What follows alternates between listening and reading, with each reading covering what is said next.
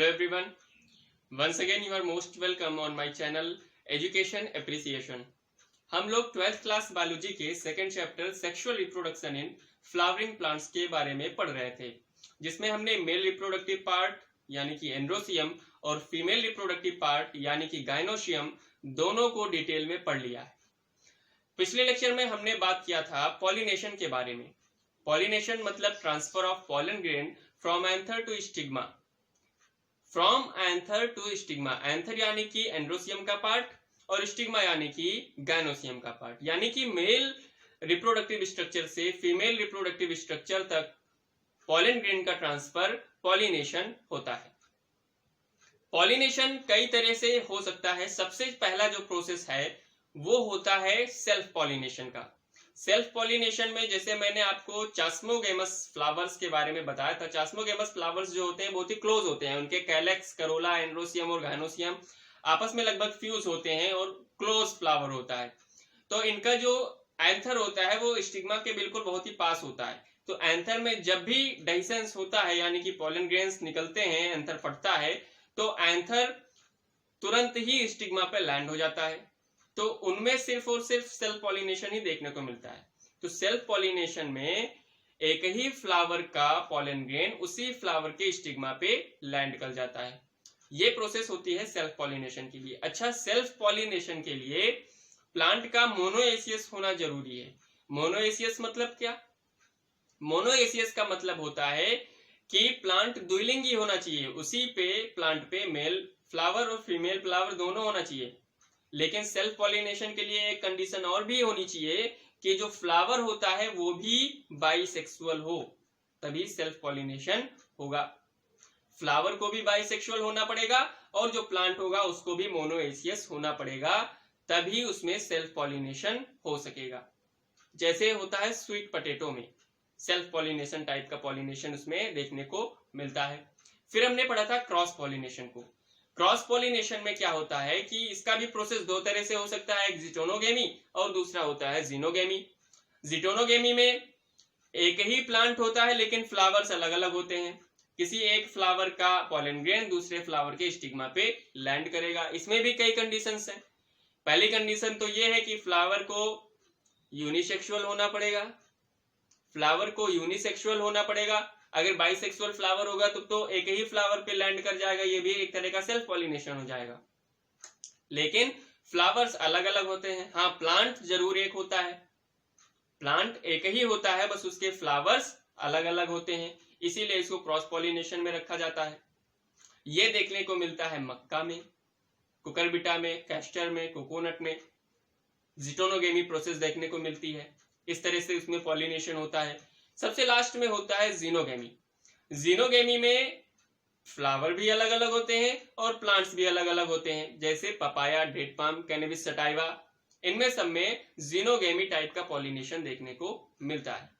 तो पॉलिनेशन से ये तो क्लियर है कि पॉलन ग्रेन का ट्रांसफर होता है स्टिग्मा पे, लेकिन पॉलन ग्रेन्स तो मूवेबल है नहीं, ये मोबाइल है नहीं, मतलब कि खुद से मूव कर नहीं सकते। तो इनको मूव कराने के लिए कुछ एजेंसीज होती हैं, यानी कि इनको एक जगह से यानी कि एंथर से स्टिग्मा तक ले जाने के लिए इनको किसी चीज की जरूरत होती है। जैसे हम किसी चीज को ऑर्डर करते हैं तो वो किन्हीं एजेंसीज के माध्यम से हम लोगों तक पहुंचता है। कोई भी चीज हम ऑर्डर करें तो वो हम लोगों तक कोई एजेंसी लेकर के आती है, उसका कोई कस्टमर डीलर होता है, वो हमारे सामान को हम तक पहुंचाता है। उसी तरह से पॉलन ग्रेन को पहुंचाने के लिए कुछ एजेंसीज इन्वॉल्व होती हैं। अच्छा, एजेंसीज इन्वॉल्व तो होती हैं, लेकिन क्या सेल्फ पॉलिनेशन में एजेंसीज का इन्वॉल्व होना जरूरी है? नहीं जरूरी है, क्योंकि सेल्फ पॉलिनेशन में उसी जैसे ही एंथर का डेहिसेंस होता है, पॉलन ग्रेन तुरंत ही लैंड कर जाता है उसी के स्टिग्मा पे, तो उसमें जरूरत ही नहीं होती है कोई किसी एजेंसी की। एजेंसीज की जरूरत होती है क्रॉस पॉलिनेशन में। तो आज हम लोग बात करने वाले हैं क्रॉस पॉलिनेशन में ऐसी कौन कौन से एजेंसीज हैं जो पॉलन ग्रेन के ट्रांसफर में यानी कि पॉलिनेशन में इन्वॉल्व होते हैं।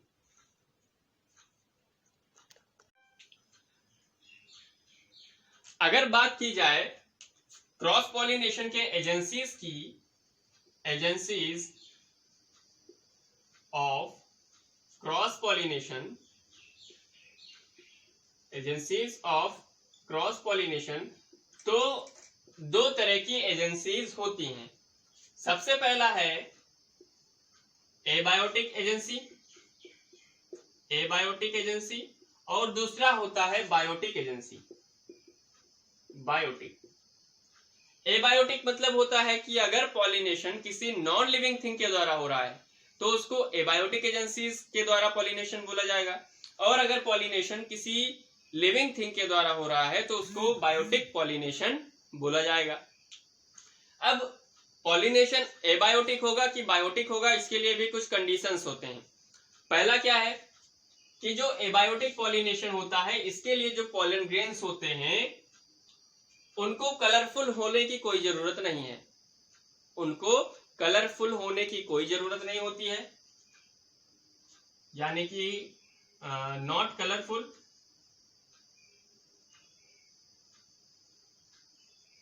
इनको कलरफुल होने की कोई जरूरत नहीं होती है।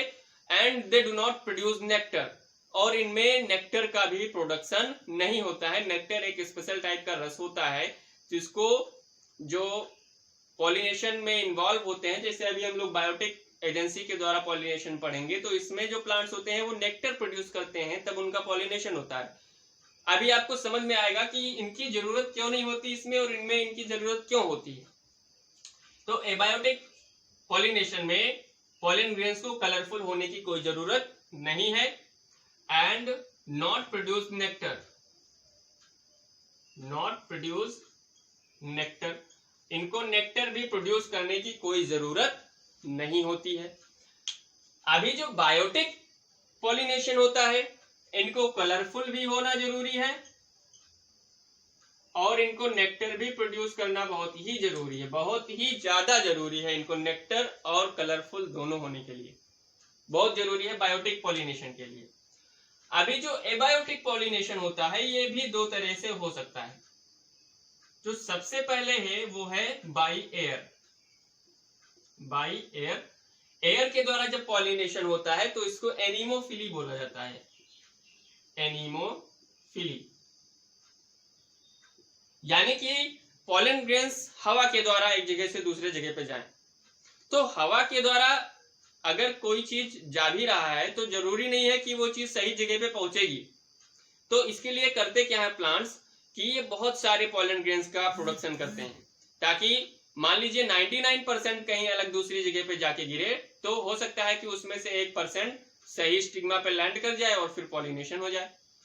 तो इनमें जो पॉलन ग्रेन्स होते हैं एनॉर्मस पॉलन ग्रेन्स होते हैं, इनमें एनॉर्मस होते हैं, मतलब बहुत अधिक मात्रा में पॉलन ग्रेन्स प्रेजेंट होते हैं एनीमोफिली पॉलिनेशन के लिए।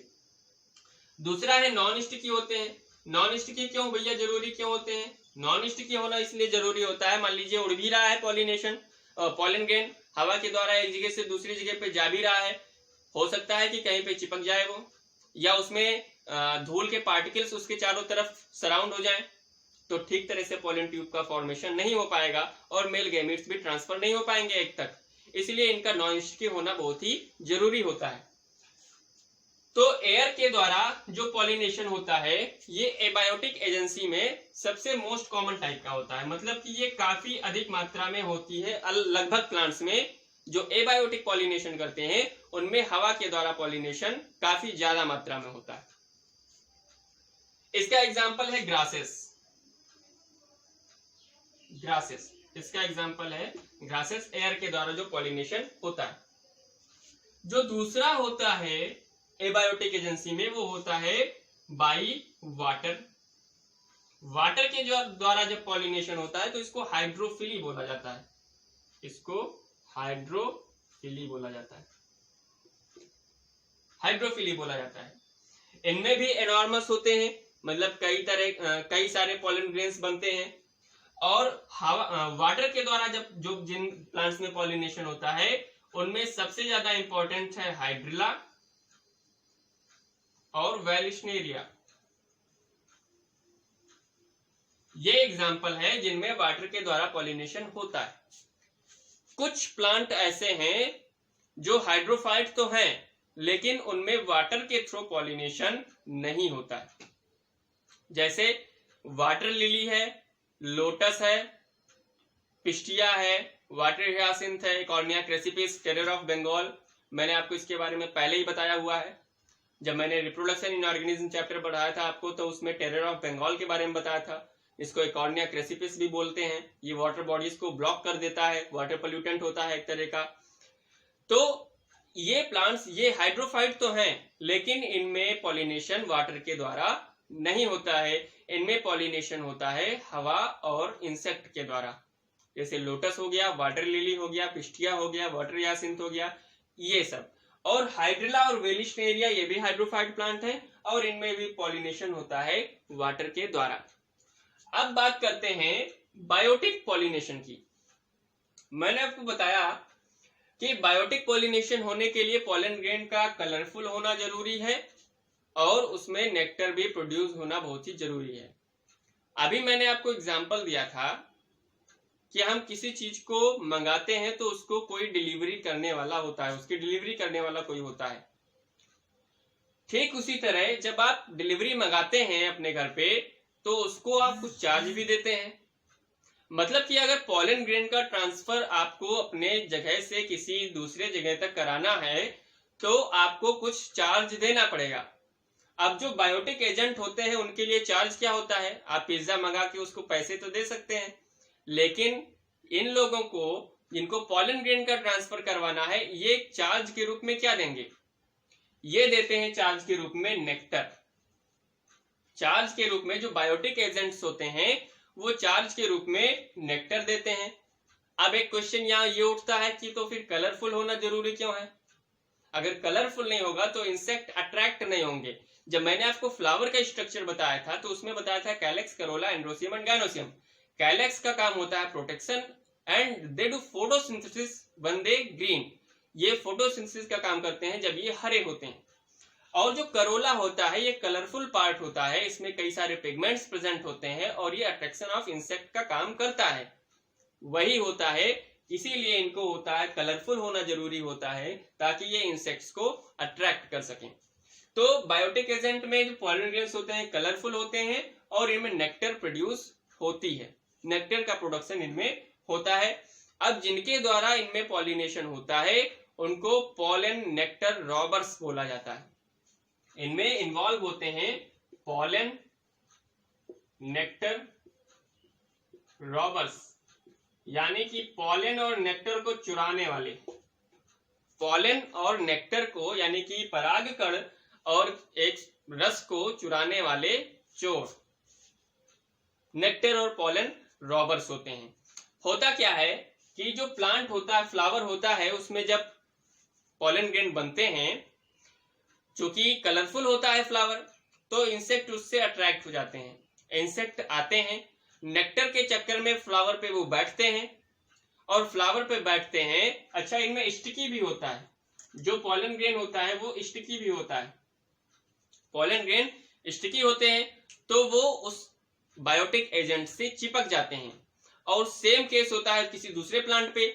मान लीजिए कि वहां पे भी वो गए रस चूसने के लिए, उसका किसी फ्लावर का रस निकालने के लिए गए, तो जो पहले से चिपका हुआ पॉलन ग्रेन होता है वो वहां पे ट्रांसफर हो जाता है और फिर पॉलिनेशन हो जाता है।